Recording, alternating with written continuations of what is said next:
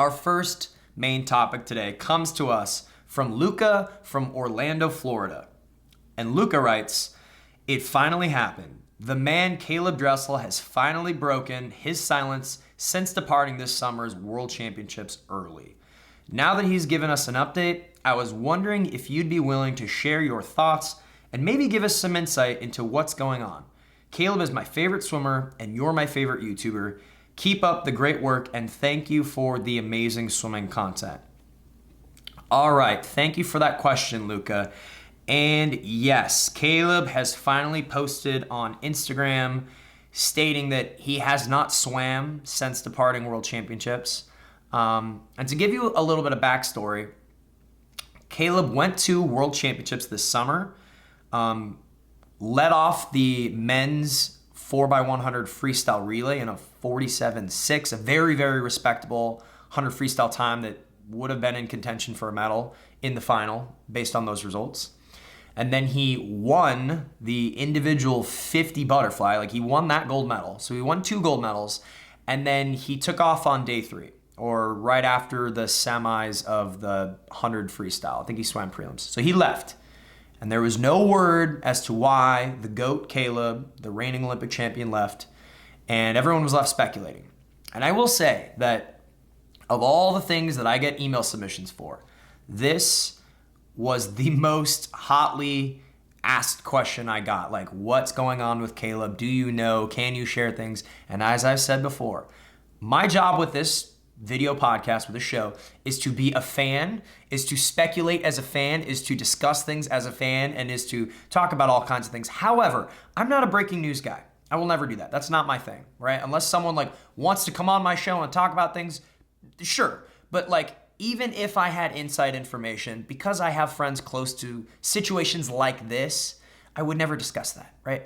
That's because that's not my place. That's not my right. And I would never talk about something, particularly something like this with Caleb, until he publicly speaks about this. So now that he has finally broken his silence, and all of you have been asking, we can conclude based on what he said that, it wasn't an injury. He didn't hurt himself. It was definitely a mental thing. He needed a break. And this comes directly from his Instagram. He said, quote, "I haven't swam since Worlds, and I can honestly say I have been happy without swimming.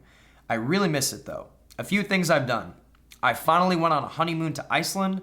I bought a tractor." I love that he bought a tractor. He's got all this land in Florida. Hiked another section of the Appalachian Trail and swam with some manatees, which is, by the way, that's super cool. That's very cool. Caleb wrote, "I know I can have swimming and happiness. I had them both at one point in my life, and I'm working on it. If you need a break, take one. I'll be back."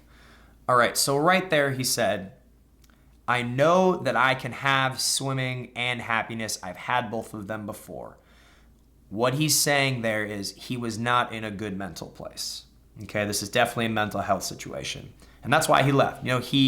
He was clearly swimming really well, clearly incredibly physically fit. He won an individual world championship gold medal, won a relay gold medal, was on track to have a very good meet, and decided, I'm not, my head isn't in the right space. I got to get out of here.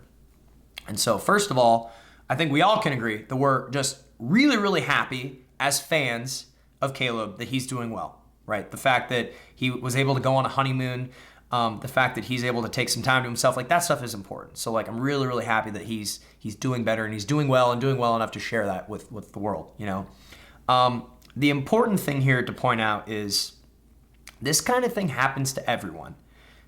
Every single great athlete, every single major Olympic icon hits a wall at some point. And Caleb just so happened to hit his wall when he was at the competition. And we're not going to talk about, whether he should have left the meet or not left the meet. What I'm saying is, Michael Phelps hit a point in his career where he was depressed and he wasn't sure, what am I outside of swimming? Who am I away from this guy that just swims in a pool really well? The same thing happened to Ryan Lochte. The same thing happened to numerous Olympic champions. I've met so many Olympians that have been through situations where they reach that pinnacle of the sport. You finally summit Mount Everest, and now you're forced into a situation of what's next. Who am I outside of this?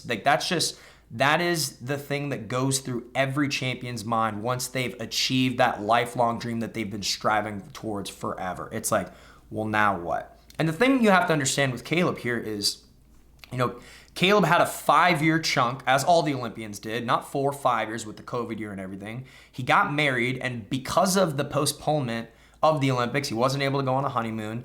5 years is a long time to just truck along for. And then in addition to that, he didn't even take much of a break. He went right into that third ISL season, traveling a lot, competing, bouncing around. We've kind of been joking in the swimming world about how this has been like the longest running swim season of all time, because there's been meet after meet after meet, and they're still going. Like, we've got short course worlds coming up.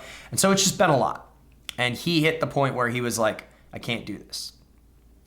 And I'll tell you a story, because it's difficult to explain to someone how your mind operates in that situation if you've never been in that situation. Let me tell you a quick story. In 2013, I made my first big Team USA A trip. I made the duel in the pool in Glasgow, Scotland. This was the year after the London Olympics. And on this team that I had been selected for, by the way, I was like the last person selected for this meet. I was like the 5th string breaststroker, because Brennan Hansen and the former breaststrokers had retired. So now it's like my opportunity to prove myself on Team USA. But I'm sitting on the bleachers at this competition just hours before the meet, and to my left is a guy named Tyler Clary. Now, some of the older viewers might remember Tyler Clary. The younger viewers may not have ever heard of him. But Tyler Clary was a phenomenal swimmer who won the gold medal in the 200 backstroke at the London Olympic Games, okay? 1 year later, after winning that gold medal, I'm sitting on the bleachers next to him, and he's having a conversation with a great American coach named Jack Roach. And he's sitting there talking to Jack, and he says, Jack, I'm not very prepared for this meet. My biggest problem is I just don't know what I'm doing. I'm just mentally fried, and I don't know what my purpose is. I don't know why I'm here. That's what Tyler Clary, Olympic champion, just not even 12 months 12 months ago, was sitting there in this position. And I remember sitting next to them in the bleachers. It was like they were having a kind of a private conversation, but I was just within earshot, and I was just kind of listening. And I remember in that moment sitting there, I was like, how could this guy feel this way? My brain couldn't comprehend how Tyler was unhappy, wasn't happy to be here. And now that I've gone through those similar experiences, I get it. But the point is, even the most successful athletes in the world, they all deal with all of these pressures and all of these really, really challenging things, and everyone hits a breaking point. So I know that a lot of people that have asked, how could Caleb possibly, be having such a hard time? He's such a he's one of the greatest of all time. Things should be good. No, he's a person.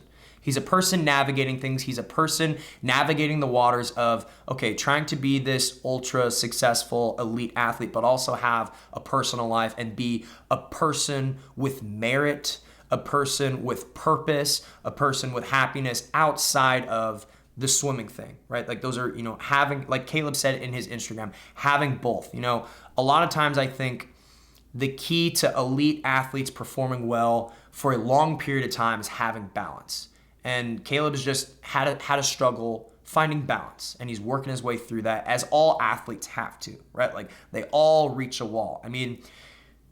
The Olympic blues is something that you've heard about before, that people talk about, because it's real. When you put all of your energy and your focus orbits one thing your entire life, and then that one thing finally happens, all of a sudden you hit a wall and you have to recalibrate.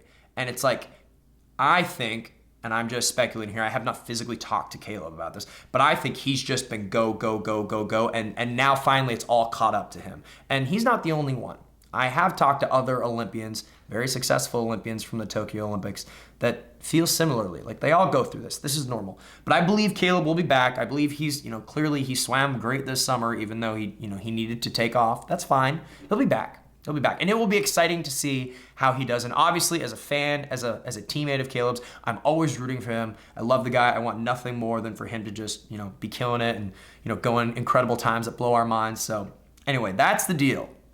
So we finally got that out of the way. We talked about that. If you enjoyed this clip, please hit that subscribe button. Full episodes of The Cody Miller Show air every Monday morning, uninterrupted. I'll see you all there. Thanks.